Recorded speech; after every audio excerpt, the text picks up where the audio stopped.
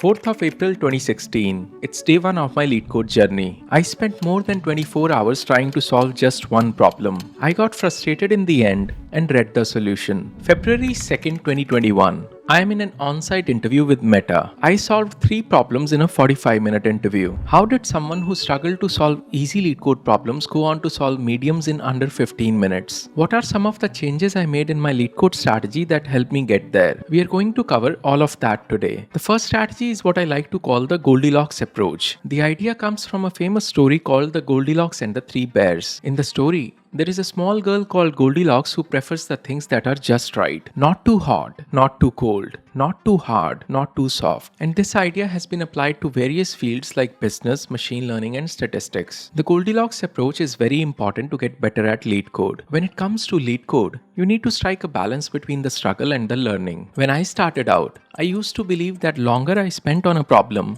better are my chances of solving it. I would refuse to give up even when I was making no progress at all. But I quickly realized that this approach was doing more harm than good. I needed to struggle just the right amount. If I could not crack a problem within 60 minutes, it was highly unlikely I would be able to solve it at all, no matter how much time I spent banging my head against the wall. So I started timing myself and limiting my attempts to 60 minutes. If the solution did not come to me within that time frame, I forced myself to move on. It was hard at first admitting defeat and walking away from a problem I could not solve, but I soon realized that the subtle art of giving up was helping me learn and improve much faster than my previous approach.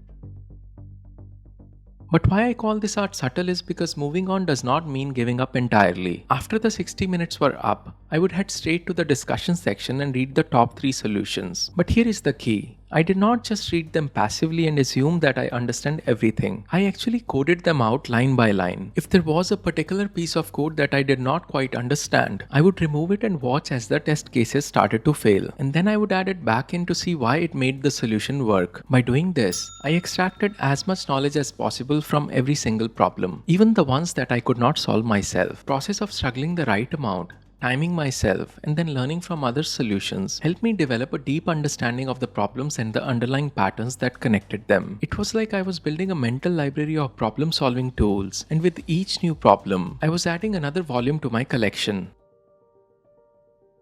Now at this point, some of you might be thinking, but isn't it all about quantity? Don't I need to solve as many problems as possible to get better? I know that I definitely thought that way when I first started out. I would grind away for hours trying to solve every single problem that I could get my hands on. But let me tell you, that approach is a recipe for burnout and frustration. The truth is, the quality matters much more than quantity when it comes to Leetcode. I know many people who landed jobs at big tech companies like Google and Meta with just 100 problems. They focused on understanding the problems deeply and developing their problem-solving skills, rather than trying to get big numbers on their Leetcode profile. On the flip side, I've also seen people who have solved 1000 plus problems and struggled to get past the initial screening round. They might have a huge volume of problems solved, but they never took time to really understand what they were doing. They were just going through the motions, memorizing solutions without really engaging with the underlying concepts. So please don't fall into the trap of treating your Leetcode problem count as some sort of a high score. If that number is that important to you, you can just copy-paste solutions from the discussion section. But that won't actually help you become a better problem solver. It's like trying to become Messi by just watching his goals and dribbles. You might be able to replicate some of his moves, but you would not understand the decision-making behind them, the timing,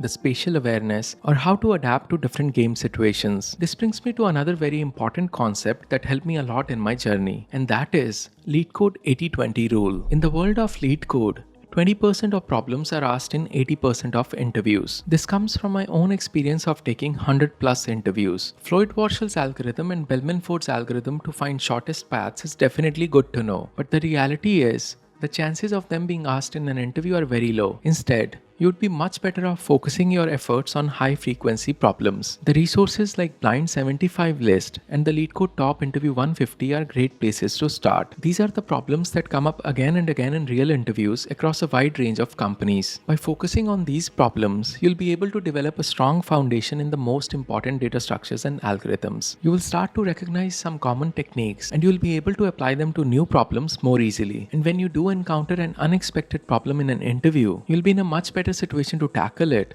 because you'll already have a solid base. Another key strategy that helped me a lot was doing mock interviews. It's one thing to solve problems on your own in the comfort of your own home. It's a totally different thing to do it in an actual interview with a person watching you and asking you questions. Mock interviews bridge that gap and help you become comfortable with the interview process. They give you a chance to practice your communication skills, your problem solving approach, and your ability to think on your feet. And most importantly, they can help you get over the fear and anxiety that can come with coding interviews. I recommend doing as many mock interviews as possible, especially as you start feeling comfortable with your Leetcode skills. Join a group of other aspiring programmers and take turns interviewing each other. Use the real interview questions from Leetcode and try to simulate the actual interview experience as closely as possible. When it comes to coding interviews, it's impossible not to fail. You can either fail in the mock interview or the actual interview. The choice is yours. I will be launching something for mock interviews very soon. If you want to be first to hear about it, you can join my free weekly newsletter on interviewmaster.io. On InterviewMaster, I give you weekly coding problems that are asked by top tech companies. Next, I want to talk about one more strategy that made a huge difference in my Leetcode journey, and that is focusing on patterns. When I first started solving problems, I would approach each one as a unique challenge with its own specific tricks and techniques. I would try to memorize the exact solutions to each problem, thinking that was the key to success. But as I solved more and more problems, I started to notice something interesting. Many problems that seemed totally different on the surface actually shared some underlying patterns and approaches. There are certain approaches like depth first search,